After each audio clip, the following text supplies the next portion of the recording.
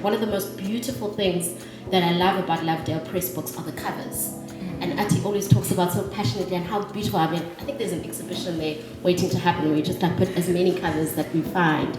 Their color, I mean, there's this beautiful one in Ibego. It's like this pink, but there's this there's an artwork, but you can't quite see the artwork, and just the visuality and the attention to detail, the quality of the paper, the quality of the ink that they were using, and not to lose that skill, and not to lose that there is a history of that skill in a place like South Africa.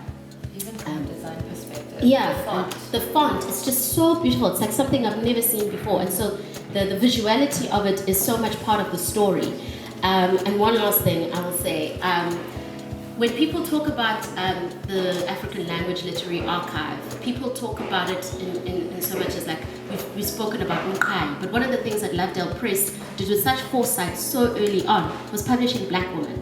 So one of the early novels in isiXhosa, Umandisa, was written by Victoria Swartboy in 1932 or 33.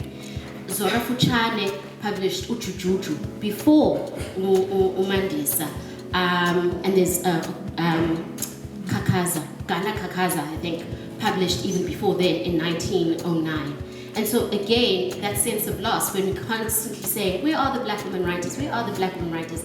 And they were right there, and the small little press in the Eastern Cape was already doing that work. So if we lose this press, we lose that story, and we lose our story about how the significance of Black women writers as well, who were part of this conversation. I just wanted to tie in the idea of the visual and the language itself. I mean, how many of us don't listen to podcasts or, interviews and things like that on our phones all the time? I mean, a project in the future that would be so unbelievably beautiful, it would be to marry those original covers with readings of those texts and make them available, and but that involves us lending our voices to the readings of those publications. It involves us raising the awareness around, the importance of these archives. And yes, I mean, the archives themselves are problematic in terms of, the history, in terms of what they decide, what they chose to publish and what they chose not to publish.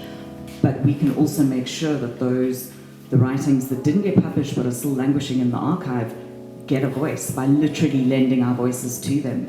And, making sure that those book covers, the original artworks, get a massive showing in an institution where we can really, bring that profile up and get the funding in, because we just cannot afford to lose yet another archive and yet another massive chapter of history in this country because the state didn't come to the party.